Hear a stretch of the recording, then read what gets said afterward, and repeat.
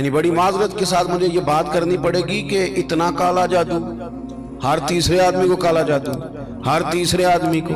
اور خیر سے وہ جو بتانے والے وہ بھی بڑا انوکھا انداز انہوں نے اختیار کیا ہوا ہے. وہ کہتے تجھے جادو کر دیا کسی نے. کس نے کہا کہ یہ مجھے بتانے کا حکم نہیں، مجھے شرارت کا حکم تھا، شرارت میں نے کر دی، اب تو گھر جا کے سوچتا رہے.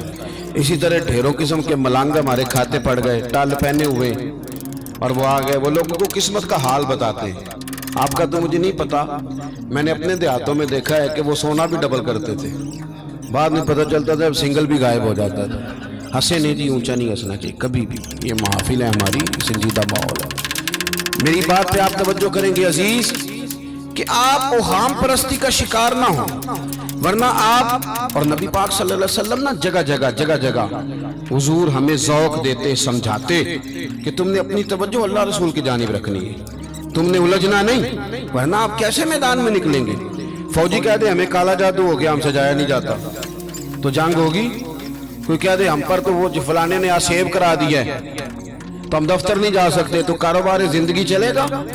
کن چکروں میں پڑ گئے. جادو ہوتا ہے، اس کی حقیقت سے انکار نہیں، لیکن اتنا کچا ماحول، اتنی کمزور بات، یہ اہل ایمان کا شیوا نہیں ہے. آپ مضبوط رہیں. عارف رومی رحمت اللہ علیہ فرماتے میں کبھی بھی زندگی میں کوئی بات اس لیے نہیں کی کہ مجمع ہنسے، اور ہنسنا ویسے بھی شریعت میں مسکرانا ہے، کہہ کا لگا کے تو روٹین میں بھی ہنسنے سے پرہیز کرنی چاہیے. وہ کہتے ہیں ایک بادشاہ تھا تو اس کا بھی ذہن بن گیا تھا کہ پتہ نہیں یہ کیا ہو جاتا ہے. کچھ یہ لوگ نا ہمارا وہم بڑھاتے ہیں، آج کل جو تویز دھاگے والے لوگ ہیں نا، یہ اور اضافہ کرتے ہیں اس کے اندر، اور کہانیاں بنا کے دیتے ہیں، لوگ اور زیادہ الجھ جاتے ہیں. بادشاہ تھا تو وہ شکار کرنے جاتا تھا تو اس کے ذہن میں یہ خیال تھا کہ اگر رستے میں کوئی بندہ میرے متھے لگ جائے تو میرا شکار ٹھیک نہیں ہوتا. تو وہ کیا کرتا، وہ جب سفر کے لیے نکلتا تو لوگوں سے کہتا سارے رستے خالی کرا دو، میں نے شکار کے لیے جانا ہے. لوگ رستے خالی کرا دیتے. ایک دن ایک آدمی بیچارہ نے ایک آنکھ سے اسے نظر نہیں آتا، وہ کوئی جنگل سے لکڑیاں کاٹ کے آ رہا تھا تو اچانک وہ چڑھ گیا. اذانیں زیادہ ہوتی ہوں تو ایک کا ہی جواب دینا ضروری ہوتا ہے، وہ ہم دے چکے ہیں، اس لیے آپ توجہ کریں میری بات. تو وہ بیچارہ چڑھ گیا لکڑ ہارا سڑک پہ. اس کے سپاہیوں نے بندے تو بڑے ہٹائے تھے پر یہ غلطی سے آ گیا، انہوں نے پکڑ لیا، بادشاہ کے سامنے پیش کیا. بادشاہ کہنے لگا تمہیں نہیں پتا کہ میرے رستے میں کوئی آئے تو میرا شکار نہیں ٹھیک ہوتا، اس کو باندھ دو. دھوپ بڑی سخت تھی، درخت کے ساتھ باندھ دیا. کہا جا رہا ہوں، واپس آتا ہوں، اگر شکار ٹھیک ہو گیا تو چھوڑ دوں گا، ورنہ اسے قتل کر دوں گا. 2 بندے اس کے سرانے کھڑے کر دیے تلوار لے کر کے. اب وہ بیچارہ صبح سے بندہ ہے. بادشاہ چلا گیا. اتفاق کی بات یہ کہ آج شکار پہلے سے بھی اچھا ہوا، خوب ہوا. بادشاہ واپس آیا. اب یہ دھوپ میں بندہ ہے، کسی نے پانی بھی نہیں پوچھا. تنگ آمد بجنگ آمد. بندہ جب پورا تنگ آئے تو پھر جنگ بھی بڑی کرتا ہے. اس نے کہا یار آج مرنا تو ہے، اب مرنا سچ بول کے. بادشاہ نے کہا اسے کھول دو، آج میرا شکار بڑا اچھا ہوا ہے، لہذا اسے کچھ نہیں کہنا، کھول دو. رسیاں کھول دی تو پتہ کا شخص کہتا بادشاہ ایک بات کر لوں میں بھی، مار تو جانا ہی ہے، پر ایک بات کر لوں. کہنے لگا کرو. کہنے لگا تم نے صبح میرا منہ دیکھا تھا، تمہارا شکار بڑا اچھا ہوا ہے، دن بڑا اچھا گزرا ہے، پر میں نے آج سویرے تمہارا منہ دیکھ لیا تھا، تو دیکھو میرا بیچارے کا کیا حال ہوا ہے کہ صبح سے یہاں. اب تم بتاؤ منحوس میں ہوں کہ تم ہو؟ نحوست میرے اندر کہ تمہارے اندر؟ میں اگر کوئی جوان آدمی میرے ساتھ آ کے یہ بات کرتا ہے نا کہ میری فلان ہو گیا تو میں بڑا، تم مجھے اس پہ غصہ آتا ہے. میں کہتا ہوں آپ اس عمر میں یہ کام کریں گے تو بزرگوں کو کون سہارا دے گا؟ ضعیفوں اور کمزوروں کو کون اٹھائے گا؟ آپ اتنی کچی باتیں کرتے ہیں. اور یہاں پیروں نے بھی عجیب تماشا گھڑا ہوا ہے. سویرے 9 بجے بیٹھ جاتے ہیں تعویذ لکھنے. آپ قرآن شریف کا درس کب دیں گے؟ آپ حدیث پاک کب پڑھائیں گے؟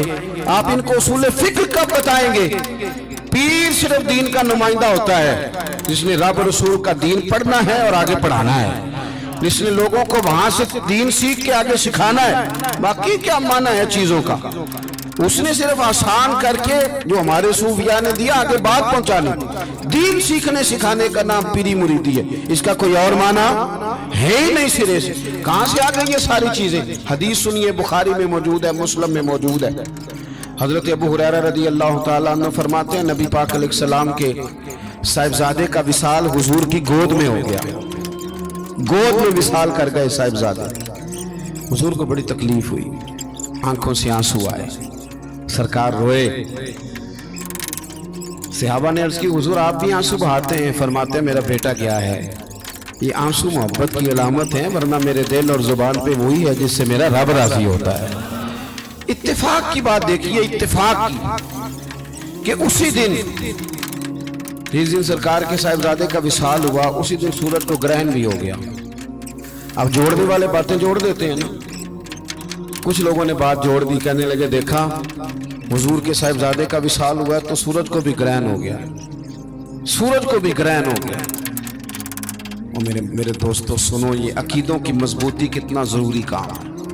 अपने आप को फिक्री तौर पर मजबूत रखना कितना जरूरी है।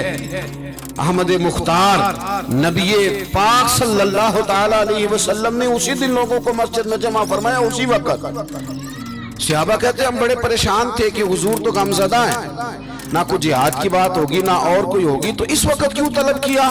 सबको मस्जिद में बुलाया और बुला के मेरे नबी पाक अलैहिस्सलाम ने खुतबा दिया।